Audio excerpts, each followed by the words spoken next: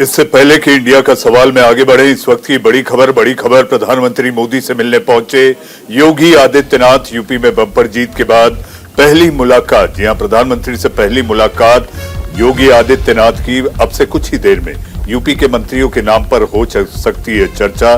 PM के बाद JP Nadda और राजनाथ सिंह से भी मिलेंगे। इससे पहले योगी आदित्यनाथ बीएल संतोष संगठन महामंत्री और उपराष्ट्रपति वेंकैया नायडू से मुलाकात कर चुके हैं। इस वक्त की बड़ी खबर अब से कुछ ही देर बाद योगी आदित्यनाथ की प्रधानमंत्री नरेंद्र मोदी से मुलाकात। जीत के बाद पहली बार होगी ये मुलाकात एक जबरदस्त मुलाकात के रूप में, क्योंकि बीजेपी की जबरदस्त जीत के बाद योगी सहयोगी उपयोगी जीत के दो बड़े चेहरे योगी और मोदी की मुलाकात। अपने आप में ये अहम मुलाकात, मंत्रियों के नाम पर चर्चा होना संभव। इस वक्त की बड़ी खबर आपके टीवी स्क्रीन पर। इससे पहले उपराष्ट्रपति वेंकैया नायडू, बीएल संतोष बीजेपी संगठन महामंत्री हमारे साथ। इसके अलावा जो मुलाकात होनी है जेपी नड्डा बीजेपी अध्यक्ष, उसके बाद रक्षा मंत्री राजनाथ सिंह। आपके टीवी स्क्रीन पर यह काफिला यूपी सदन से बाहर आता हुआ योगी आदित्यनाथ प्रधानमंत्री से मिलने उनके आवास के लिए रवाना होते ही ये तस्वीर आपके टीवी स्क्रीन पर।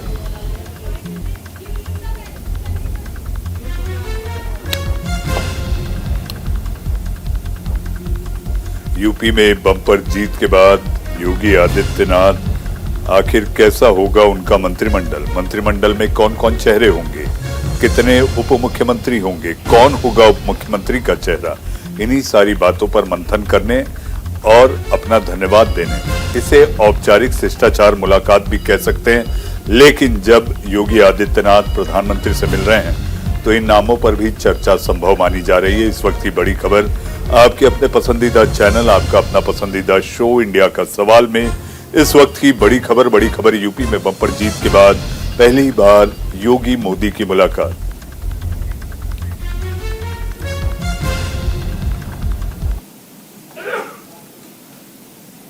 इसी खबर पर हमारे संवाददाता पीयूष शुक्ला हमारे साथ जुड़े। पीयूष, योगी आदित्यनाथ की आज तमाम मुलाकातों के मायने क्या? तौर पर अगर देखा जाए तो योगी आदित्यनाथ जब से दिल्ली के दौरे पर पहुंचे हैं और उसके बाद से मुलाकातों का सिलसिला शुरू हो गया, क्योंकि उत्तर प्रदेश में जो प्रचंड जीत हुई है, उस जीत के बाद जब दिल्ली का रुख किया है तो निश्चित तौर पर अब बड़ी जिम्मेदारी ये है कि 2017 से 22 तक जो सरकार चली थी, अब उस 22 से आगे का सफर कैसे होगा, क्योंकि उसमें दो चीजें सामने आती हैं। पहला ये कि 2024 में लोकसभा इलेक्शन है और दिल्ली का रास्ता उत्तर प्रदेश से ही तय होता है, तो निश्चित तौर पर अब पूरी सरकार और साथ ही साथ संगठन, इन दोनों की मिलीजुली जुगत क्या होगी, चेहरे कौन होंगे योगी कैबिनेट के, तमाम ऐसे यक्ष प्रश्न हैं जिनको अब ये दौरा जो है वो पूरा करेगा। और खास तौर पर जो मुलाकातों का सिलसिला है, संगठन में एक औपचारिक मुलाकात तो हो ही रही है, लेकिन साथ ही साथ तमाम चीजों पर बातचीत भी हो रही है, क्योंकि जो मुलाकातों का दौर था एक लंबा दौर था, करीब 1.5 घंटे से ज्यादा का राष्ट्रीय संगठन महामंत्री बीएल संतोष के यहाँ बीता है। उसके बाद उपराष्ट्रपति वेंकैया नायडू के बारे में कहा जाता है कि उस संगठन हालांकि पर है और एक औपचारिक मुलाकात हुई है, लेकिन अब खुद प्रधानमंत्री के यहाँ वो पहुंचे हुए हैं योगी आदित्यनाथ। और योगी आदित्यनाथ प्रधानमंत्री से इसके पहले भी जब मुलाकात करने आए थे चुनाव के दौरान, तो भी एक लंबी मुलाकात हुई थी और उस वक्त गठबंधन को लेकर तमाम चर्चाएं भी हुई थी। और आज भी वो जो मुलाकात करने आए हैं, तो निश्चित तौर पर यह मुलाकात जो आशा की जा रही है एक लंबी मुलाकात होगी और तमाम मुद्दों पर बातचीत होगी। और ये जो उनका सफर 2 दिन। पीयूष आप बने रहें, आपके पास आएंगे। हमें याद आता है इससे पहले जब प्रधानमंत्री और योगी की मुलाकात हुई थी, प्रधानमंत्री योगी और मोदी की मुलाकात में प्रधानमंत्री ने जब योगी के पीठ पर हाथ रखकर ये कहा था, तुम आगे बढ़ो, हम तुम्हारे पीछे। पीठ पे हाथ रखने का मतलब वही होता है। जी हाँ, बढ़ते हैं अपने इंडिया का सवाल की ओर। 4 राज्यों में जीत के बाद बीजेपी में शपथ ग्रहण की तारीख को लेकर बैठक और मुलाकातों का दौर जारी है। वहीं कांग्रेस में हार को लेकर बेचैनी और परेशानी है जिसको लेकर कांग्रेस में भी बैठक का दौर जारी है। इसी बात को लेकर मचा है बवाल कि आखिर कांग्रेस में क्या होगा, जिसको लेकर मैं आया हूं इंडिया का सवाल। नमस्कार, मैं हूं मनीष अवस्थी, हाजिर हूं आपका अपना पसंदीदा डिबेट शो इंडिया का सवाल लेकर। यूपी में नई सरकार बनने वाली है, योगी जी की नई सरकार। जी हां, योगी उपयोगी सहयोगी यानी मोदी डबल इंजन की सरकार। नई सरकार होगी तो नया अंदाज भी होगा।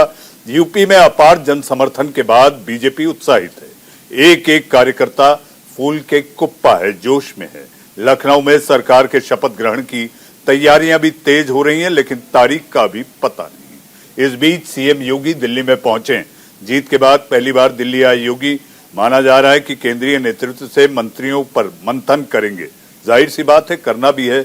जब पार्टी के राष्ट्रीय अध्यक्ष से मिलेंगे तो नामों पर चर्चा भी होगी और धुकधुकी तो उन विधायकों की होगी कि क्या मेरा नाम उस सूची में होगा। एक एक मंत्री के नाम पर विचार विमर्श करेंगे। योगी 2 में डिप्टी सीएम कौन होगा?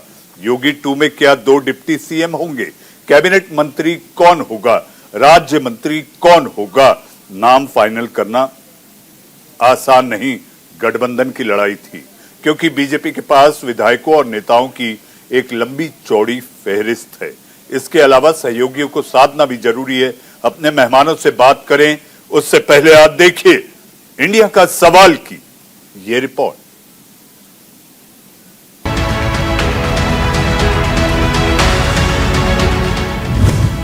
योगी दिल्ली आए, मंत्रियों के नाम लाए, मोदी से मुलाकात, मंत्रियों के नाम पर बात। उत्तर प्रदेश विधानसभा चुनाव में प्रचंड बहुमत के बाद बीजेपी लगातार दूसरी बार प्रदेश की सत्ता पर काबिज होने जा रही है। भारतीय जनता पार्टी की तरफ से बतौर मुख्यमंत्री योगी आदित्यनाथ दूसरी पारी खेलेंगे। लखनऊ से लेकर दिल्ली तक शपथ ग्रहण समारोह को लेकर तैयारियां चल रही हैं।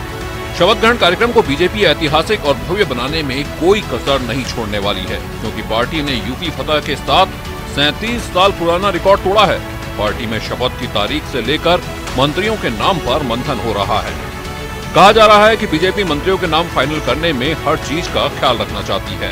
यही वजह है कि योगी आदित्यनाथ दिल्ली के 2 दिवसीय दौरे पर हैं। रविवार को योगी गाजियाबाद के हिंडन एयरपोर्ट पहुंचे। वहां से वो सड़क के रास्ते दिल्ली पहुंचे। दिल्ली के यूपी भवन में योगी का समर्थकों और कार्यकर्ताओं ने जोरदार स्वागत किया। फूलों की बारिश की गई और मिठाइयां बांटी गई। दिल्ली रवाना होने से पहले नई सरकार की रूपरेखा तय करने के लिए लखनऊ में मुख्यमंत्री आवास पर बड़ी बैठक हुई, जिसमें बीजेपी के प्रदेश प्रभारी राधा मोहन सिंह, प्रदेश अध्यक्ष स्वतंत्र देव सिंह, यूपी के संगठन मंत्री सुनील बंसल मौजूद रहे। योगी के मंत्रिमंडल में कौन कौन होगा ये तो मोदी, योगी और शाह तय करेंगे, लेकिन सबसे ज्यादा चर्चा योगी का डिप्टी कौन होगा, इसको लेकर कयास और अटकलों का बाजार गर्म है। मंत्री पद की शपथ लेने वालों के नाम पर बीजेपी संगठन में मंथन जारी है। 2024 के लोकसभा चुनावों को देखते हुए इस बार मंत्रिमंडल में जातीय के साथ क्षेत्रीय संतुलन भी साधा जाएगा। डिप्टी सीएम केशव मौर्य और 11 मंत्रियों के चुनाव हारने के कारण काफी संख्या में नए चेहरों को मौका मिलेगा। डिप्टी सीएम पद दलित को भी दिया जा सकता है। इस बार की सरकार के गठन को लेकर जो चर्चाएं हैं, उन चर्चाओं में तो सबसे जो बड़ी बात है यही कि क्या उप मुख्यमंत्री 2 होंगे या नहीं होंगे या 4 होंगे। तो ये बड़ी डिबेट शुरू हो गई है। मुझे लगता है कि जो 2024 में लोकसभा चुनाव है उसको चैलेंज को देखते हुए बीजेपी बहुत ही कॉम्पिटेंट और एक बड़ा मंत्रिमंडल शुरू से ही बना के रखेगी, ताकि जो उनका जो फोकस है और परफॉर्मेंस सरकार की है वो अच्छे से हो सके। उप मुख्यमंत्री की रेस में कौन कौन से नाम चल रहे हैं आपको बता दें। बेबी रानी मौर्य, महिला वोटर्स इस बार भी बीजेपी पर खासी मेहरबान रही। प्रधानमंत्री नरेंद्र मोदी ने भी अपने संबोधन में इस बात का खास जिक्र किया और अब डिप्टी सीएम पद के जरिए भी बड़े पद पर महिला को प्रतिनिधित्व दिया जा सकता है। और इस दौर में बेबी रानी मौर्य फिट बैठती हैं, क्योंकि उन्हें डिप्टी सीएम बनाकर बीजेपी एक तीर से 2 निशाने साध सकती है। बेबी रानी मौर्य जाटव समुदाय से आती हैं और यूपी बीजेपी का बड़ा महिला चेहरा है। यूपी में फिर से सत्ता रिटर्न्स का क्रेडिट प्रदेश अध्यक्ष स्वतंत्र देव सिंह को भी जाता है और अब पार्टी डिप्टी सीएम के पद के जरिए उन्हें ये इनाम दे सकती है। इंद्रदेव सिंह कुर्मी समुदाय से आते हैं। बतौर प्रदेश अध्यक्ष सत्ता वापसी की अहम कड़ी। संजय निषाद, सूत्रों के माने तो निषाद पार्टी के अध्यक्ष संजय निषाद को भी बीजेपी डिप्टी सीएम का पद ऑफर कर सकती है। तो विधानसभा चुनाव में निषाद पार्टी ने बीजेपी के साथ मिलकर 16 सीटों पर उम्मीदवार उतारे थे और इसमें से उसे 6 सीटों पर जीत मिली। सूत्रों के हवाले से डिप्टी सीएम के पद से दिनेश शर्मा की छुट्टी दी जा रही है और उनकी जगह ब्रजेश पाठक को बतौर डिप्टी सीएम एंट्री दी जा सकती है। योगी सरकार में कानून मंत्री रह चुके हैं, लोकसभा राज्यसभा सांसद भी रह चुके हैं। संभव है कि 4 उप मुख्यमंत्री भी हो सकते हैं, 2 अभी थे तो शायद बढ़ेंगे या 2 ही रहेंगे। नए जो पुराने मंत्रिमंडल में बहुत से नाम वापस आने वाले हैं और वो कॉम्पिटेंट लोग हैं, किसी के ऊपर कोई दाग नहीं है, सबने उन पे कोई भ्रष्टाचार का आरोप नहीं लगा है। तो लेकिन नए नाम उसमें शामिल होंगे, जो नए नाम शामिल होंगे वो भी महत्वपूर्ण होंगे। मुझे लगता है कि सक्षम, योग्य और प्रशासनिक जानकारी रखने वाले लोगों को तरजीह दी जाएगी, क्षेत्रीय संतुलन होगा। डिप्टी सीएम के रेस में कुछ नाम चल रहे हैं। मंत्रियों की दौड़ में कई नामों पर खूब चर्चा है। योगी 2.0 में कौन कौन मंत्रिमंडल का हिस्सा हो सकता है, बता दें। नोएडा से विधायक पंकज सिंह, कन्नौज से विधायक असीम अरुण के नाम मंत्रिमंडल रेस में चल रहे हैं। बलिया से विधायक दयाशंकर सिंह और देवरिया से बड़ी जीत दर्ज करने वाले शलभमणि त्रिपाठी, साहिवाल से रिकॉर्ड जीत दर्ज करने वाले एमएलए सुनील शर्मा लगातार दूसरी बार विधायक बने हैं। राजेश्वर सिंह, अदिति सिंह और अर्पणा यादव के नाम भी मंत्रिमंडल की रेस में चल रहे हैं। योगी की टीम में कौन होगा ये तो कुछ दिन में पता चल जाएगा, लेकिन एक बात तय है, नाम फाइनल करने में मोदी योगी शाह की तिकड़ी जल्दबाजी नहीं करेगी, हर वोट बैंक का ख्याल रखेगी, साथ ही सरकार की साख पर भी गंभीर विचार करेगी। Bureau report, news India. Deputy CM होंगे नहीं होंगे, 2 होंगे या 4 होंगे, इसी को लेकर मंथन आज चलेगा। जी हां, प्रधानमंत्री की मुलाकात के बाद दोपहर में जब 1 बजे बीएल संतोष के साथ योगी आदित्यनाथ की मुलाकात हुई, उसके बाद अहम मुलाकात का दौर अब शुरू हो रहा है। प्रधानमंत्री के बाद 6 बजे जेपी नड्डा से मुलाकात, उसके बाद 8 बजे रक्षा मंत्री राजनाथ सिंह के साथ मुलाकात। आखिर इन मुलाकात के मायने क्या हैं, सीधा आपको लिए चलते हैं हमारे सहयोगी विवेक तिवारी के पास लखनऊ, कि आखिर लखनऊ में इस रेस में कौन कौन है, सूत्रों के हवाले से क्या खबर है, क्या जानकारी है, आखिर कैसा होगा योगी का मंत्रिमंडल 2। विवेक, आपका विवेक क्या कहता है?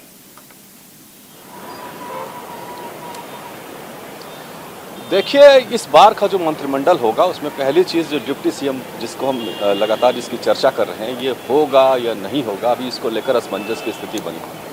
एक लाइन की बात यह है कि इस बार का चुनाव योगी आदित्यनाथ के चेहरे पर लड़ा गया और योगी आदित्यनाथ की ही मर्जी सबसे ऊपर रहेगी। जिस तरह से प्रधानमंत्री ने उनकी पीठ पर हाथ रखा, लगभग हर रैली में योगी आदित्यनाथ उनके साथ रहे। देश में योगी आदित्यनाथ इकलौते ऐसे भाजपा के मुख्यमंत्री हैं जिनका नाम सीधे मोदी के साथ जोड़ा जाता है। कहीं पर आपने मोदी शिवराज या मोदी दूसरे जो चीफ मिनिस्टर से बीजेपी उनका नाम नहीं सुना होगा। विवेक आपको एक दृष्टांत बताना चाहूंगा। विवेक आपको एक दृष्टांत याद दिलाता हूं। जिस तरह आप कह रहे हैं कि योगी और मोदी का नाम जोड़ा जा रहा है, मुझे महाराष्ट्र के चुनाव याद आते हैं। दिल्ली में नरेंद्र और मुंबई में देवेंद्र भी हमने सुना है। जी हाँ, लेकिन मोदी योगी का जो नाम है ये पूरे देश में एक साथ कई जगहों पर लिया जाता है और उसकी चर्चा होती रहती है। तो कुल मिलाकर के योगी को वीटो मिला हुआ है, उनके चेहरे पर इलेक्शन लड़ा गया है। ये 2017 से भिन्न था। ये 2017 में तो उनको थाली परोस करके दी गई थी, ये उन्होंने अपनी मेहनत से हासिल किया है। इसलिए योगी आदित्यनाथ की मर्जी क्या होगी, वो क्या चाहते हैं, किस तरह का मंत्रिमंडल चाहते हैं, सबसे पहले उसको तरजीह मिलेगी। दूसरे नंबर पर संगठन है, संगठन के लोगों को पसंद करता है, उनको उनकी गुंजाइश बनाई जाएगी। और तीसरा है संघ, संघ की तरफ से क्या नाम आते हैं। देखिए, उत्तर प्रदेश में 3 पावर सेंटर है भारतीय जनता पार्टी के अंदर। एक भारतीय जनता पार्टी का प्रदेश का संगठन है, दूसरा संघ है और तीसरी सरकार है। चौथा आला कमान है जो इन तीनों से ऊपर है। तो इन सब लोगों से डिस्कस करने के बाद ही होगा जहां तक डिप्टी सीएम की बात है तो जो दोनों डिप्टी सीएम मौजूदा निवर्तमान जिनको हम अब कहेंगे, वो केशव प्रसाद मौर्य अपनी सीट से इलेक्शन हार गए हैं और डॉक्टर दिनेश शर्मा वो खुद ही कह चुके हैं कि वो संगठन में काम करना चाहते हैं। वो लखनऊ में जिस इलाके में रहते हैं वो विधानसभा क्षेत्र भी भारतीय जनता पार्टी समाजवादी पार्टी से हार गई है। तो अब दो चीजें महत्वपूर्ण अब तक लग रही हैं, वो ये कि दलित चेहरा कोई ना कोई जरूर होगा इस बार का डिप्टी सीएम बनाते हैं, या अगर नहीं भी बनाते हैं तो कैबिनेट में कोई पावरफुल पोजीशन किसी महिला को, किसी दलित को दी जाएगी और किसी महिला को दी जाएगी। महिलाओं का प्रतिनिधित्व इस बार के मंत्रिमंडल में खासा देखने को मिलेगा, क्योंकि महिलाओं ने जम करके वोट दिया है। जो नाम चल रहे हैं उसमें अदिति सिंह का नाम और अपर्णा यादव का नाम, ये दो नाम प्रमुख चल रहे हैं जो महिलाओं को रिप्रेजेंट करेंगे इस बार के मंत्रिमंडल में। इस बात की काफी ज्यादा चर्चा है। इसके अलावा जो कार्यकर्ता है भारतीय जनता पार्टी के, जो कैडर बेस्ड लोग हैं, उनको भी कहीं ना कहीं मंत्रिमंडल में शामिल किया जाएगा। जो मेरे पास खबर है उसमें वो तकरीबन 1000 ऐसे कार्यकर्ता चुने जा रहे हैं संगठन की तरफ से, जिनको 2-3 महीनों के अंदर ही निगमों में जगह दी जाएगी, 1 चेयरमैन और 2 वाइस चेयरमैन। यानी कि 2024 के पहले भारतीय जनता पार्टी सारे जो वर्ग हैं, चाहे वो महिला हो, दलित हो, पिछड़े हो, ब्राह्मण हो या और दूसरे वर्ग जिन्होंने भारतीय जनता पार्टी को खुल करके मत किया है, और दूसरा जो पा का कैडर है, उनको 2024 के पहले एडजस्ट कर दिया जाएगा ताकि वो 2024 के इलेक्शन के लिए जी जान से जुड़ जाएं। तो फिलहाल अभी मंत्रिमंडल को लेकर के चर्चाएं अभी और होनी बाकी हैं, क्योंकि संगठन महामंत्री जो है सुनील बंसल वो लखनऊ में ही है, स्वतंत्र देव सिंह जो प्रदेश अध्यक्ष है वो भी लखनऊ में है। ये लोग इंतजार कर रहे हैं कि कॉल वहां से आए तो लखनऊ से दिल्ली जाया जाए और फिर इसके बाद चर्चा हो। होली के बाद शपथ ग्रहण होगा, इस बात की चर्चा हो रही, शायद 24 या 25 तारीख तक वो खींच सकता है। लेकिन ये है कि जो मंत्रिमंडल होगा वो बड़ा होगा। 10 मंत्री पिछली सरकार के हार चुके हैं, लिहाजा उनकी जगह पर नए चेहरे होंगे। कई सारे ऐसे लोग हैं जो अपना वीआरएस लेकर के नौकरी छोड़ करके आए हैं। 2 IPS से बड़े असीम अरुण और राजेश्वर सिंह, इनको रिप्रेजेंटेशन मिलना है। और खास तौर से लॉ एंड ऑर्डर को लेकर के योगी आदित्यनाथ ने जिस तरह से लोगों का भरोसा जीता है, ये दोनों लोग जो IPS अफसर हैं, दरअसल IPS अफसर ही छोड़ करके आए हैं, इनको भी प्रतिनिधित्व मिलेगा, इनकी भी उपयोगिता रहेगी। तो कुल मिलाकर के एक बड़ा मंत्रिमंडल हमें देखने को मिलेगा, जिसमें सभी जाति के लोग होंगे और सभी क्षेत्रीय संतुलन भी बनाया जाएगा। जी विवेक, जहां तक बात की जाए मंत्रिमंडल के शपथ ग्रहण की, होली बाद होने की बात है, ये तो अब साफ दिखाई देता है। कोई चमत्कार होता दिखाई नहीं देता कि होली के पहले ये हो जाए, लेकिन तब भी सियासत में असीम संभावनाएं होती हैं। विवेक, मेरा सवाल आपसे, क्या ज्योतिषाचार्य से भी मंथन और चिंतन चल रहा है कि आखिर कैसे और किस तारीख को, किस मुहूर्त पर हो मंत्रिमंडल का शपथ ग्रहण? विवेक, नहीं, अभी ऐसी कोई बात सामने नहीं आई है। और यहाँ तो खरमास में भी प्रधानमंत्री ने कैंपेन शुरू कर दी थी, तो इस तरह की कोई बात नहीं है। ये ठीक है, कोई ना कोई मुहूर्त देखा जाएगा। ये कहा जा रहा है कि 23 मार्च को जो बृहस्पति हैं वो कोई गोचर कर रहे हैं, वो बड़ा शुभ दिन वहाँ से शुरू होता है। और जो योगी की राशि है और जिस राशि को फायदा होगा इस गोचर से, वो दोनों मैच करते हैं। तो खैर ये अलग अलग तरह के कयास हैं, लेकिन जो मंत्रिमंडल की तारीख होगी वो 20 के बाद ही होगी, क्योंकि अभी कई सारी चीज़ें होनी बाकी हैं। विधायकों से मिलना बाकी है मुख्यमंत्री योगी आदित्यनाथ का, उसके बाद विधायक दल की बैठक होनी है, उनके साथ चर्चा होनी है। अभी जब तक संगठन के महामंत्री और प्रदेश अध्यक्ष से चर्चा नहीं हुई जाती, संघ का एक कोर कमेटी है संघ की, वो भी इसमें शामिल रहती है इन सारी चीज़ों को तय करने में। उसके साथ अभी बैठकें नहीं हुई हैं। आज जो मुलाकात हुई है वो शिष्टाचार की मुलाकातें ज़रूर हो रही हैं, लेकिन कहीं ना कहीं योगी आदित्यनाथ ने आने वाले 5 साल का, खास तौर से 2024 का एजेंडा प्रधानमंत्री और अमित शाह के सामने या JP नड्डा के सामने रख जरूर दिया होगा। जी विवेक, 2022 की उत्तर प्रदेश की जीत अपने आप में जीत तो है पार्टी के लिए, लेकिन 2024 का ये ट्रेलर भी माना जा रहा है। विवेक, आपकी इस तमाम जानकारी के लिए आपका बहुत बहुत धन्यवाद। अब चलते हैं अपने मेहमानों की ओर। मेहमानों में हमारे साथ शुभेंदु अवस्थी, बीजेपी के नेता प्रवक्ता, हमारे साथ नरेंद्र सिंह यादव साहब, समाजवादी पार्टी के नेता और राजनीतिक विश्लेषक के रूप में सुप्रिया सत्यम हमारे साथ हैं।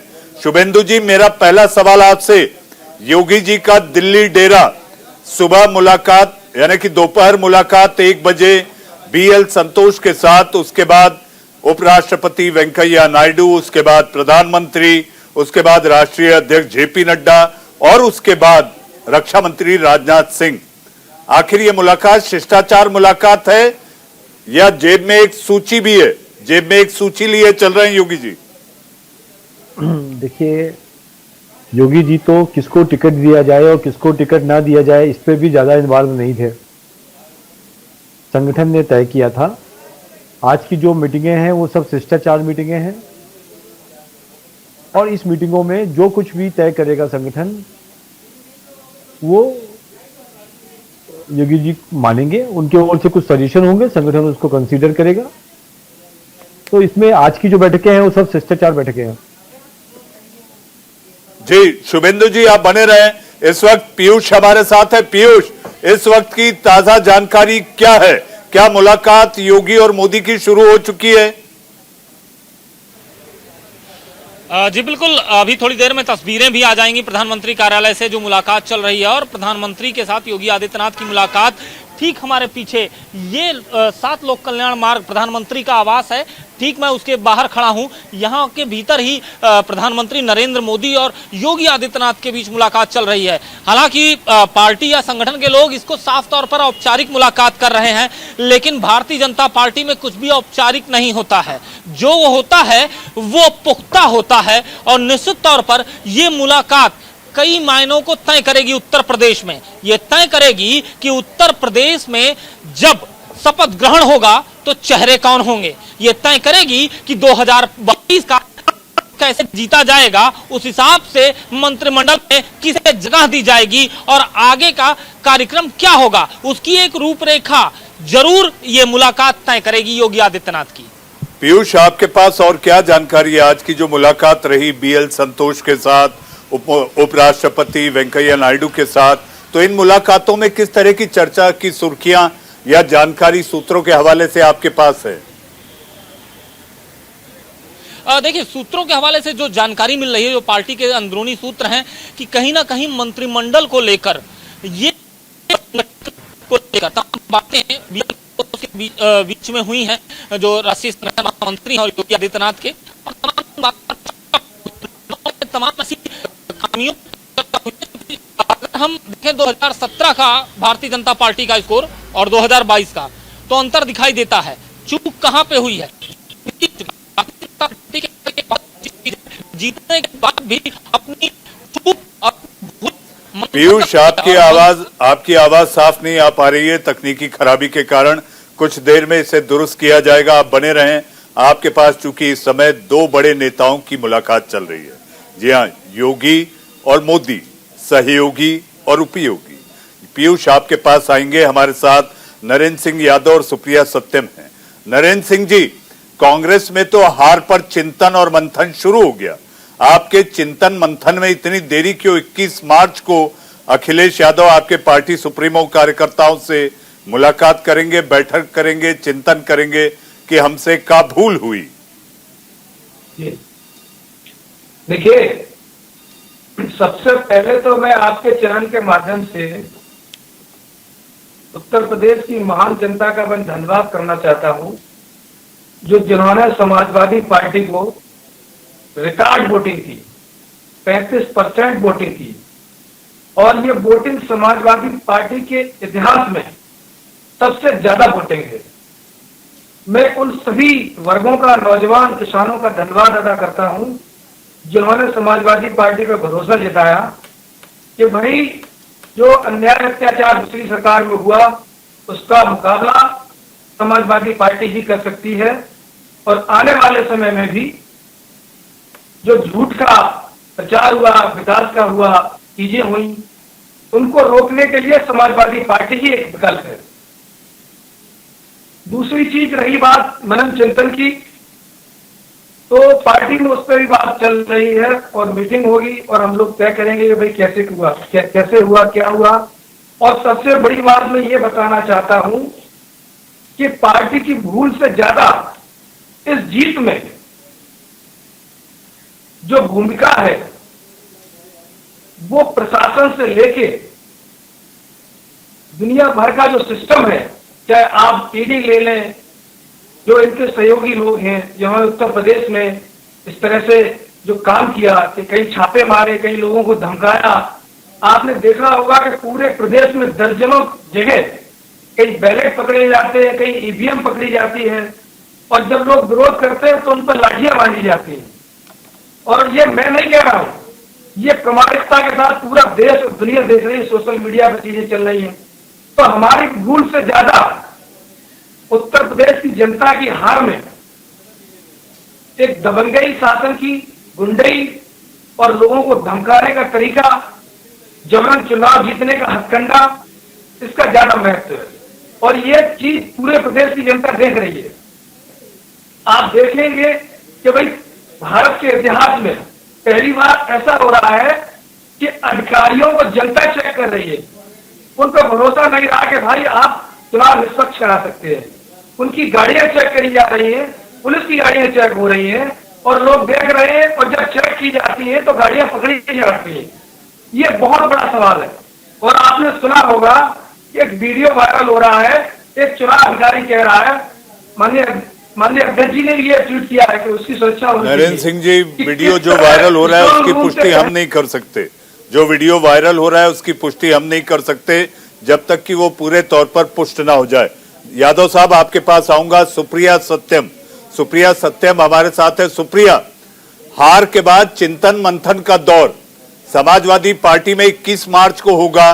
कांग्रेस में आज माथापच्ची हो रही है कि एक दो राज्य जो हमारे पास थे, हमारे करीब थे, इन चुनाव में तो वो भी नहीं बचे। तो आखिर करे तो करे क्या? इस समय कांग्रेस के लिए संकट का दौर। बिल्कुल, बहुत अच्छा सवाल किया आपने। लड़ सकती हूँ, लेकिन इनकी लड़ाई जो है मुझे अक्सर सिर्फ पैनल पे नजर आती है। जो इनकी महिला प्रवक्ता होती हैं वो अक्सर आपको लड़ते हुए नजर आती होंगी। आपने भी बहुत बार इस चीज को महसूस किया होगा। दूसरी ये बात है, मैं जो पूरे एक लंबे वक्त से पूरे देश में राज्य करने वाली जो कांग्रेस है उसकी ये दुर्गति हो जाएगी, ये किसी ने सोचा नहीं था। इसके पीछे जो मुझे वजह लगती है, मुझे लगा था कि लोगों को भी लगा था कि इनका जो ये नया फंडा था, लड़की हूँ लड़ सकती हूँ, शायद जो मूर्छित हो चुकी कांग्रेस थी उसमें शायद जान फूंकने का काम करे। और ऐसा लग रहा था कि कुछ ना कुछ तो होगा। और लेकिन जिस तरह से फिर से वही हाल बदहाल है। तो मुझे एक इसमें जो सबसे बड़ा मुझे एक रीजन लगता है मनीष जी, वो ये है कि मुझे लगता है, देखिए अब अगर मैं प्रियंका गांधी की बात करूं तो करिश्माई एक छवि उनकी लगती थी मुझे। पहले जब मैं बचपन में थी तो मुझे लगता था कि नहीं, इनमें कुछ बात है। लेकिन मुझे लगता है कि पार्टी ने ना बहुत देर कर दी उनको, उस ग्रुप का इक्का को लाने में बहुत देर कर दी। मतलब हुजूर आते आते इतनी देर हो गई कि अब इतने तरसे की प्यास भी ना रही। तो यही हालत है जनता में कि इतने तरसे की प्यास भी ना रही। अब ना उनके होने से कोई फर्क पड़ता है, ना उनके जाने से कोई फर्क पड़ता है। तो कई सारी चीजें हैं, जैसे संगठन बहुत बड़ी चीज होती है। संगठन बिल्कुल खत्म हो चुका है उनका। और सिर्फ एसी रूम से बैठकर वो जमीन के हकीकत के धरातल पे उतरना नहीं चाहते ये लोग। जिस तरह से इनकी धाराशाही हो रही है, चाहे मैं राजस्थान की बात करूं या छत्तीसगढ़ की बात करूं, पंजाब में ये खत्म हो ही चुके हैं, यूपी में इनका खेला खत्म हो चुका है। तो इसमें तो मुझे सबसे बड़ा रीजन ये लगता है कि जरूरत से ज्यादा ये निश्चिंतता और ओवर कॉन्फिडेंस इनको लेके डूब गया। जी, ओवर कॉन्फिडेंस। सुप्रिया सत्यम, आऊंगा आपके पास। राजस्थान के मुख्यमंत्री कहते हैं कि गांधी परिवार में कोई दिक्कत नहीं है। हमें तो ये टटोलना होगा कि आखिर वो नेता कौन है जिनके कारण पार्टी का ये हर्ष हो रहा है, ये दुर्गति हो रही है। हमारे साथ मेहमान के रूप में शुभेंदु अवस्थी, नरेंद्र सिंह यादव और सुप्रिया सत्यम हमारे साथ है। शुभेंदु जी, ये पेच नामों को लेकर डिप्टी सीएम होंगे नहीं होंगे तो 2 होंगे या 4 होंगे, आखिर ये साफ क्यों नहीं हो पा रहा? क्या कश्मकश है? देखिए, इसमें समय लगेगा, 3 से 4 दिन में तय होगा। हम चाहते हैं कि उत्तर प्रदेश के सभी इलाकों से, सभी स्थानों से, सभी जातिगण समीकरणों से हमको एकात्मता लानी है और सब लोगों को उनके हिसाब से दायित्वों को देना है। और संगठन इस पे तय कर रहा है और 2-4 दिन में तय कर लेगा। शुभेंदु जी, एकात्मता तो हो गई, जीत कर आ गए आप लोग। एकात्मता थी तभी जीत गए। अब तो उनकी आत्मा की आवाज सुननी है आपको कि मंत्री बना दीजिए। नहीं, देखिए, सब लोग तो मंत्री नहीं बन सके।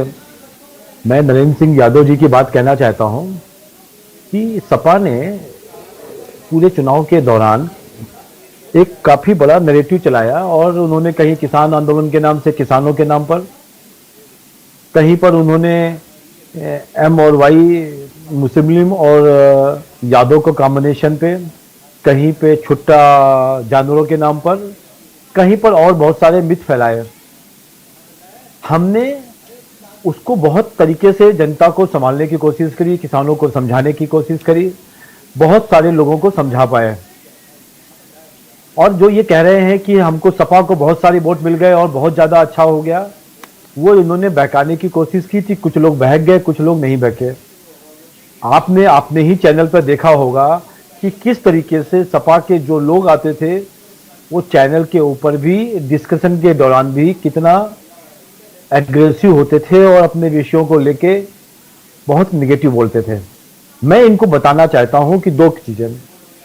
पहली चीज, जब ये पश्चिमी उत्तर प्रदेश में इन्होंने सभी विधानसभाओं में लगभग 60-65-70 लोगों का एक ग्रुप बनाया, जो भी बीजेपी का वहां जाता था विधायक या कोई भी नेता जाता था, इन्होंने दौड़ाना चालू किया। जनता ने उसका विरोध किया और उनके अगेंस्ट में विरोध किया। यही सब लोग तो कहते थे कि पहले चरण में हमको 5-7 सीटें मिलेंगी, जहां पे हमको 40-45 सीटें 46 सीटें मिली हैं। फिर इन्होंने देखा कि एक बाराबंकी का केस बताता हूं, योगी जी उतरने वाले हैं, उसमें गाय छोड़ दिया गया। ये जनता ने पसंद नहीं किया। इनकी गुंडई जो चालू हो गई थी, जो इन्होंने कहना चालू किया था खाल खींच लेंगे, जो लोग हैं उनको हम ट्रांसफर नहीं करेंगे, अधिकारियों के लिए जो सेंटेंसेस बोले थे, ये शायद भूल गए कि क्या क्या बोला था इन्होंने। मैं सोच रहा था कि ये सब पुरानी बातें थी, भूल जानी चाहिए, पर चूंकि यादव जी ने ये बात कही तो मैं उनको बता दूं कि ये लोकतंत्र है, जनता की बात सबसे बड़ी बात होती है और उसको कम से कम समझना चाहिए और गुंडई से उसको हिलाना नहीं चाहिए, उनको प्रताड़ित नहीं करना चाहिए। बाकी हमारे 2 बनेंगे डिप्टी सीएम या 4 बनेंगे, संगठन की बैठक है और आज जो बैठक चल रही है वो सब शिष्टाचार बैठक है। योगी जी एक बहुत ज्यादा सीटों से जीत के आए हैं, इसलिए वो चारों लोगों से मिल रहे हैं। राष्ट्रपति से भी मिलना चाह रहे थे वो, पर अभी कुछ उनका समय का टाइमिंग तय नहीं हुआ है। सुनील बंसल जी और संगठन के बाकी सब लोग, संघ के लोग मिलकर संगठन में मंत्रियों का नाम तय करेंगे। आज कोई पर्ची लेके नहीं आए हैं। और आपको एक और चीज बता देता हूं कि योगी जी तो चुनाव का हमारा फेस थे और उन्होंने तो, मेरे को लगता है कि सीटों में भी बहुत कुछ 2-4 सीटें उनके गोरखपुर के आसपास की हो तो उन्होंने बताया हो कि ये अच्छा है, ये खराब है, उसमें भी वो इन्वॉल्व नहीं हुए हैं। संगठन है, जो संगठन भाजपा का सबसे सर्वोपरि है, उसको वो डिसाइड करता है। और मनीष जी, आपके चैनल पर कई बार हमने कहा, कई बार इस बात को कहा है कि भारतीय जनता पार्टी एक कैडर बेस्ड ऑर्गेनाइजेशन है। जो हमारा संगठन तय करेगा, हमारा शीर्ष संगठन तय करेगा, उसके बेसिस के ऊपर लोग मंत्री बनेंगे और काम करेंगे। जी, कार्डर बेस्ड ऑर्गेनाइजेशन है, हमारी संस्कृति है। कार्डर में जो एक तरीका होता है उसी के हिसाब से आप लोग आगे बढ़ते हैं। इस समय अहमदाबाद में आपकी प्रतिनिधि सभा भी चल रही है, शुभेंदु जी, आपको पता होगा, संघ की सभा भी चल रही है। तो ऐसी सूरत में मुझे ऐसा लगता है कि संघ की अहमदाबाद से भी नजर होगी। प्रधानमंत्री कल ही लौटे हैं अहमदाबाद से 2 दिन के दौरे के बाद। नरेंद्र सिंह यादव जी, आपने कहा था खाल निकाल लेंगे, ऐसा शुभेंदु जी कह रहे हैं। शुभेंदु जी, आपको याद होगा गर्मी में आप शिमला जैसी ठंडक लाएंगे, ये योगी जी ने भी कहा था। बिल्कुल ठंडक तो लाऊंगा ही ना। देखिए, चुनाव में इस तरह की बयानबाजी दोनों तरफ से होती है, लेकिन सबसे महत्वपूर्ण बात यह होती है कि सरकार में कोई भी दल आए, उसको सारी चीजें भूल के जनता के हित के लिए काम करना चाहिए और जनता की योजनाएं, इस तरह की योजनाएं लागू करना चाहिए जनता का हित। चुनाव के समय दोनों तरफ से बयानबाजी होती है, क्या होता है उन पर आप नहीं जा सकते, वो चीज स्थायी नहीं होती है। लेकिन स्थायी ये चीज है कि जब आप सरकार में होते हैं तो एक संवैधानिक पद मुख्यमंत्री का होता है, उसका धर्म निभा के सबके विकास के लिए काम करना चाहिए। मैं तो यही करेंगे, जरूर करेंगे। लेकिन दुख इस बात का है कि सरकार के दूसरे ही दिन आपने देखा होगा आगरा में 50 लाख की लूट होती है और मां बेटी की हत्या कर दी जाती है। जिस लॉ एंड ऑर्डर की बात हुई, बुलडोजर की बात हुई, आप देखिए, और प्रदेश में कई कई घटनाएं हुई है, तो स्वागत हत्या और लूट से हो रहा है। यह सबसे बड़ा दुख है।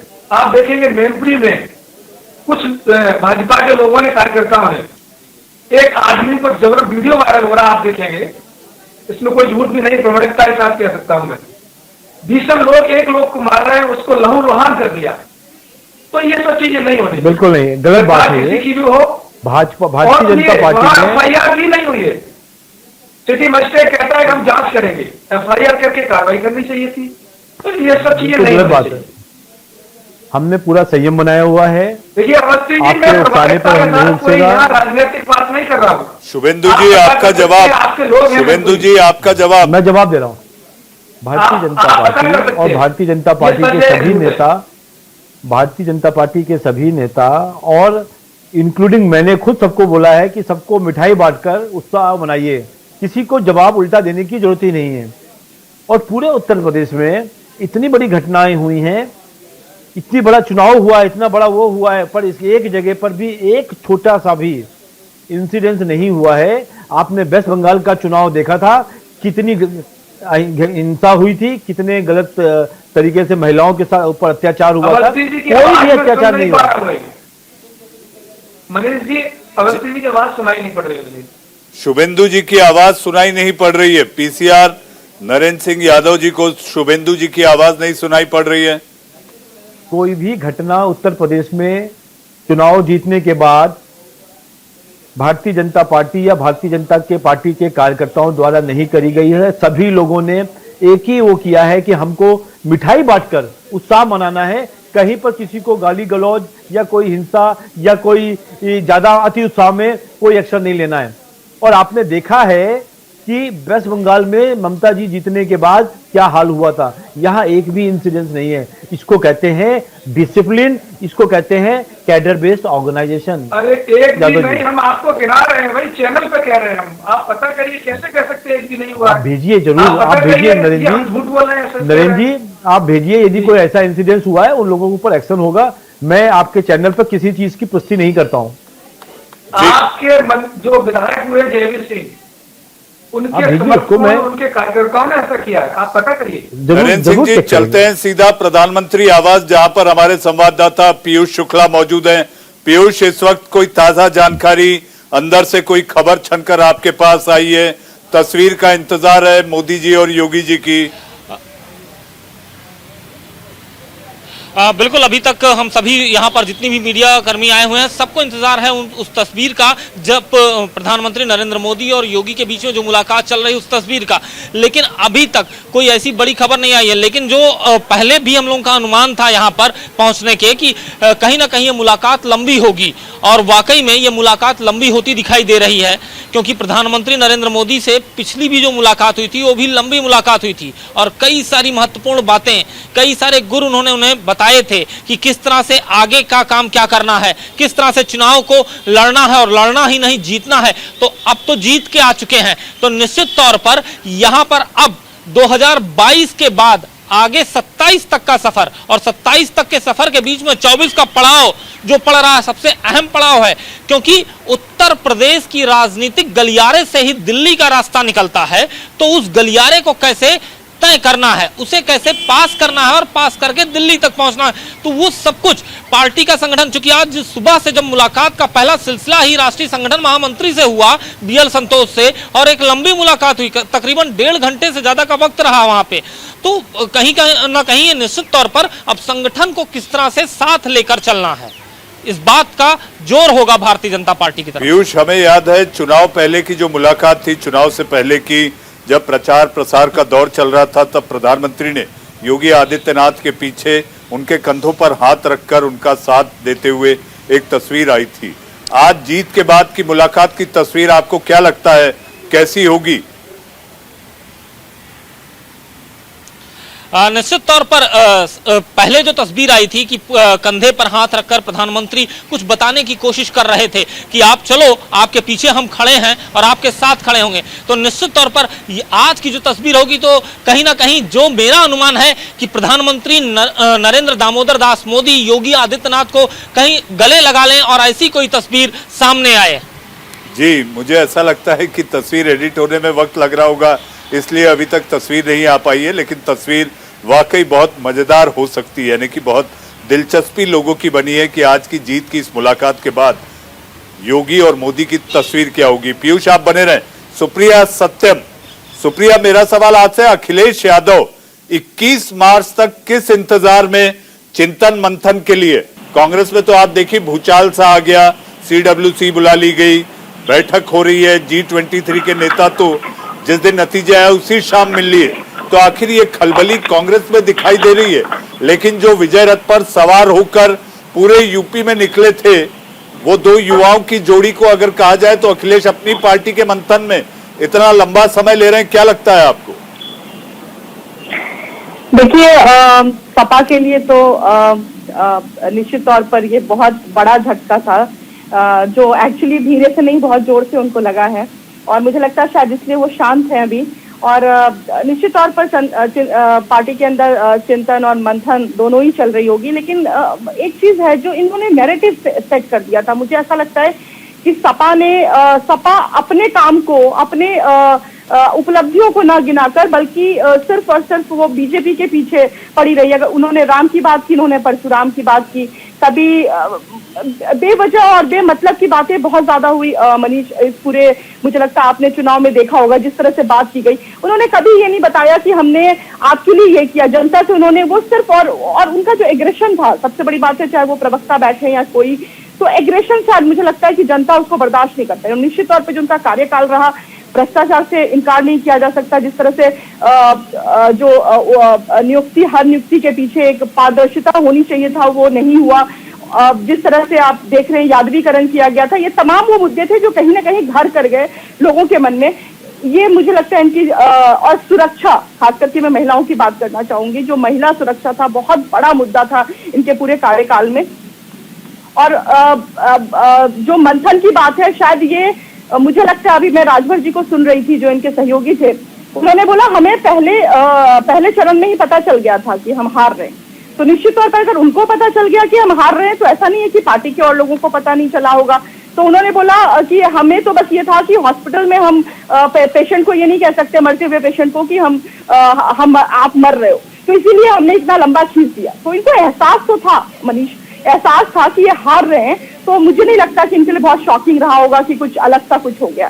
तो ये तमाम वो चीजें हैं जिन पे इनको जरूर सोचना चाहिए कि सिर्फ और सिर्फ जातिवाद की बात करके या इस तरह से सिर्फ मेरा तेरा करके ये सत्ता में वापसी नहीं हो सकती, क्योंकि आज की जनता जो है वो जागरूक हो चुकी है। उसे पता है कि उसे क्या चाहिए। आप विकास की बात करो, आप सबसे पहला और सबसे जरूरी जो था, हो सकता है कुछ गलतियां हो बीजेपी की सरकार में, लेकिन जो महिलाएं, आपको पता है पुरुषों से ज्यादा हमने वोट किया है, जो सबसे पहला मुद्दा था वो था सुरक्षा का मुद्दा। अब आप ट्यूशन में गई भी लड़की को माँ फोन करके नहीं पूछती है कि तुम कब वापस आ रही हो। वो जो डर था ना, शाम होते के साथ जो वो डर था, वो कहीं ना कहीं ये डर जो है, वो भय का जो माहौल था, वो खत्म हुआ है। सुप्रिया, मुझे ऐसा लगता है आपने राम परशुराम का जिक्र किया, ये जिन्ना का जिक्र की बजाय अगर गन्ने पर फोकस रहते तो शायद ज्यादा फायदा होता। बिल्कुल बिल्कुल। देखिए, कोई भी पार्टी परिपूर्ण नहीं होती, आपको भी पता है। अभी मैं सुन रही थी कि ये भी देख रहे हैं कि कौन सहयोगी और कौन उपयोगी है इनके लिए। और यहाँ भी बीजेपी, संगठन और सरकार तीनों मिलकर काम कर रही है। कई सारी इसमें कोई भी पार्टी परफेक्ट नहीं है, लेकिन जो जनता है, जो आम जनता है, वो ये देखती है कि मेरा चूल्हा कौन चला रहा है। कोरोना काल की बात मैं करूं तो लाख बुराइयां थी, लेकिन किसी का चूल्हा, किसी गरीब का चूल्हा नहीं बंद हुआ वहां पे, क्योंकि इनका जो इनका 35 किलो का अन्न देने की योजना थी या सखी योजना थी, तमाम तरह की जो ये चीजें, खास करके जो लाभार्थी थे, मैं निचले तबके की बात कह रही हूँ, वो दलित महिला ने खुलकर ये जाति और धर्म से ऊपर बीजेपी वालों को वोट किया, क्योंकि उनके लिए कोई फर्क नहीं पड़ता कि कौन समाजवादी पार्टी साइकिल आ रही है या कमल का फूल आ रहा है। उनके लिए ये फर्क पड़ता है कि मेरी लड़कियां सुरक्षित है, महिलाएं सुरक्षित है और मेरे घर का चूल्हा जल रहा है। तो बेसिक जो था वो भाजपा को जो ये प्रचंड बहुमत मिली है, उसमें ये जो तमाम 2-3 फैक्टर थे वो बहुत ज्यादा काम कर जी, ये फैक्टर काम करे। शुभेंदु जी, डबल इंजन की ताकत ने बीजेपी को एक अच्छी जीत दिलाई। देखिए मनीष अवस्थी जी, ये जो डबल इंजन का जो कॉन्सेप्ट है, ये एक्चुअली ट्रिपल इंजन है। हमने सेंट्रल गवर्नमेंट, स्टेट गवर्नमेंट और उसके बाद ये चुनाव हमारे कार्यकर्ताओं से ज्यादा जनता ने लड़ा है। और जैसे सुप्रिया जी कह रही हैं, वो उस बात को मैं भी मानता हूं कि जहां जहां पर हम जाते थे, लोग कहते हुए मिलते थे, साहब आपको आने की जरूरत नहीं है, विधायक से हमको कुछ हो सकता है, कुछ समस्याएं हो छोटी मोटी, परंतु हम योगी जी, मोदी जी और उनके सुशासन के लिए वोट देंगे। तो जनता खुद चुनाव लड़ रही थी हर जगह पर। और ये जब लाभार्थी का विषय हो, किसानों का विषय हो, गन्ने के पेमेंट का विषय हो, या फिर जो समृद्ध समाज था, जो पढ़ा लिखा व्यक्ति था, वो समझता था कि हमने इस जाति और धर्म की राजनीति से ऊपर निकलकर विकास के लिए वोट देना है। और ये आज पहली बार नहीं देखा, 2014, 2017, 2019 और 2022 उत्तर प्रदेश ने जाति समीकरणों को तोड़कर भाजपा को वोट दिया है। जी, भाजपा को वोट दिया जातियों के समीकरण को तोड़कर, लेकिन विपक्ष कहता है कि आपके धर्म के तेवर वाली धार ने भी खूब काम किया है, समीकरण, ध्रुवीकरण। नरेंद्र सिंह यादव जी, इस समय दौर है चिंतन का कि आखिर क्या गलती हो गई, क्या कमियां रह गई, देखो और सुधार करो। आपको क्या लगता है कि ऐसी क्या कमी रही कि जनता ने आपको वापस सिंहासन के करीब लाकर नहीं छोड़ा?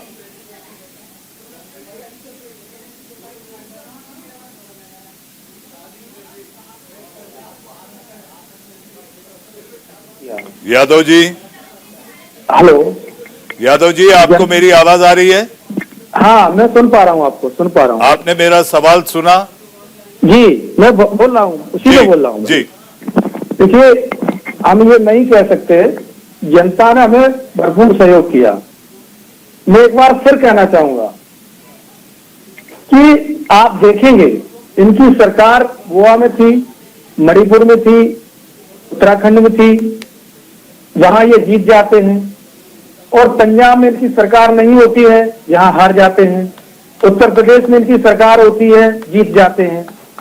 तो भाई, हो सकता है कि हमसे कोई गलती हुई हो, वो तो हम समीक्षा करते हैं। लेकिन मैं ये फिर कहूंगा कि प्रशासन का जो दुरुपयोग भारतीय जनता पार्टी ने किया है, बड़ी भूमिका है इनको जिताने में। जो चुनाव मैनेज किया गया है, अधिकारियों को फोन कर करके आपको इनको जिताना है, मैं इसका आधार दूंगा। एक एक प्रत्याशी की 8-8 राउंड गिनती हुई है। जो एक बार जीत गया उसकी 8 बार गिनती कराई गई। भाई, क्या वजह थी? आप 15 से 20 प्रत्याशी ऐसे हैं, 200, 500, 700, और उनको प्रमाण पत्र नहीं दिया जा रहा था। बाहर संघर्ष हुआ, चाहे पल्लवी पटेल का मामला हो, चाहे दसराना मामला हो, दर्जनों ऐसी चीज बताएंगे हम, जो बाहर संघर्ष हुआ, लाठी डंडे पुलिस ने भाजे और तब अंदर प्रमाण पत्र दिया गया। हम जो कह रहे हैं, समाजवादी पार्टी की इतनी बुरी स्थिति नहीं थी। अगर भरोसा नहीं जिताया होता तो 35% वोट नहीं पड़ता। सबसे ज्यादा इनको जिताया तो शासन ने इनको चुनाव जिताया। और दूसरी चीज है, मैं मानता हूं कि कहीं ना कहीं राशन वाला वोट, मायावती जी ने इनको मदद की। जो राशन वाली योजना थी, इनकी कहीं ना कहीं काम की है, लेकिन इतनी ही नहीं की कि इनकी सरकार बन जाती। मैं इस चीज को कहना चाहूंगा, मुझे कोई गुरेज नहीं है, और ये सबने देखा है, पूरी मीडिया से लेकर हर जगह चली है। हाँ, राशन वाले लोगों ने इनको सपोर्ट किया है, कुछ लाभार्थी थे, इनको अच्छी स्थिति में लाए, लेकिन ये सरकार बनाने की स्थिति में नहीं। नरेंद्र जी, सुप्रिया सत्यम से पूछते हैं। सुप्रिया, विपक्ष राशन पानी लेकर बीजेपी पर चढ़ता दिखाई दे रहा है और कह रहा है कि राशन वाली योजना ने काम कर दिखाया।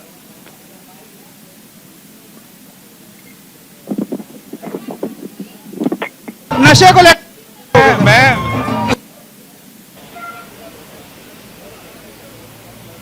से एयरपोर्ट्स हैं, तो ये तमाम वो संभावनाएं, रोजगार की संभावनाएं खोला है। ऐसा नहीं है कि आप, अगर मैं डिफेंस कॉरिडोर की बात करूं, बुंदेलखंड को इतनी सारी सौगात मिली है, तभी आप देखिए बुंदेलखंड में जिस तरह से भाजपा की बम्पर जीत हुई है। तो ये जनता है, ये संक्रांति। आप जो देखिए, आप सरकार बन गई है, तो ऐसा नहीं कि सारी खूबियां भाजपा की इसलिए जीत गई। आप अगर राजनीतिक विश्लेषक हैं, आप देखिए, मैं बिल्कुल न्यूट्रल बात कर रही हूँ, लेकिन आप मुझे ये बताइए ना, मुझे बताने से नहीं होगा। आप देखिए, महिलाओं की सबसे बड़ी बात है, आप सुरक्षा की आपने क्यों नहीं बताया कि आपकी बात ठीक है, महिलाओं की बात, लेकिन ऐसा नहीं है भाजपा सरकार में रेप नहीं हुए। मैंने बोला, आप कह सकते हैं कि नहीं हुए।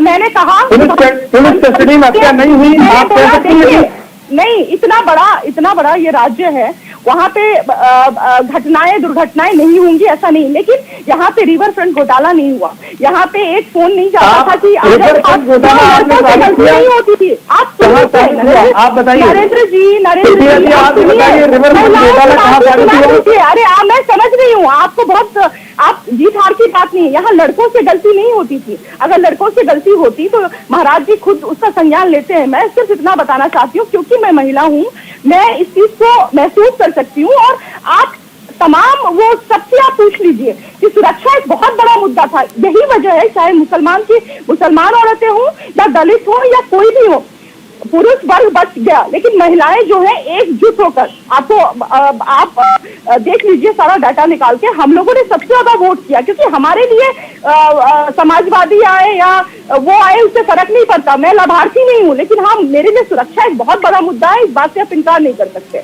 आप जी, इस बात को आपको मानना पड़ेगा। सुप्रिया सत्यम, मुझे प्रधानमंत्री आवास फिर एक बार छोटा सवाल और छोटा जवाब के लिए, आखिर ये बैठक कब तक चलेगी? क्योंकि अगली बैठक और मुलाकात पीयूष योगी आदित्यनाथ की जेपी नड्डा के साथ है, जो कि 6 बजे की बात कही जा रही है। बिल्कुल, अगली मुलाकात जगत प्रकाश नड्डा के साथ है, जो कि 6 बजे की तय है। लेकिन अभी तक प्रधानमंत्री आवास के भीतर ही हैं योगी आदित्यनाथ। और मुलाकात, जो पहले भी मैंने कहा था कि हमें उम्मीद थी कि ये मुलाकात एक लंबी मुलाकात होगी, और यही होता दिखाई दे रहा है। ये मुलाकात लंबी होती जा रही है। हो सकता है अगली जो मुलाकात हो जगत प्रकाश नड्डा की, वो 6 बजे के बजाय 6:15 या 6:30 तक हो। लेकिन अभी ये मुलाकात अंदर ही जारी है। जो 7 लोक कल्याण मार्ग है प्रधानमंत्री आवास, उसके भीतर ही योगी आदित्यनाथ हैं, और प्रधानमंत्री के बीच में तमाम मुलाकात और बातचीत का जो सिलसिला है वो अभी तक बदस्तूर जारी ही है। जी, सिलसिला जारी है। पीयूष हमारे साथ प्रधानमंत्री आवास से ताजा अपडेट दे रहे थे। हमारे साथ सुप्रिया सत्यम, जो कि राजनीतिक विश्लेषक के रूप में आपने इंडिया का सवाल में अपने विचार रखे। हमारे साथ नरेंद्र सिंह यादव, समाजवादी पार्टी के नेता, और शुभेंदु अवस्थी, बीजेपी प्रवक्ता नेता। इंडिया का सवाल में आप लोग आए, अपनी अपनी राय रखी। जी हाँ, बातें थोड़ी तल्खी भी हुई शो खत्म होते होते, लेकिन जाते जाते मैं ये कहना चाहूंगा कि चुनाव से पहले प्रचार के दौरान विजय रथ पर सवार अखिलेश यादव नहीं ले पाए शपथ।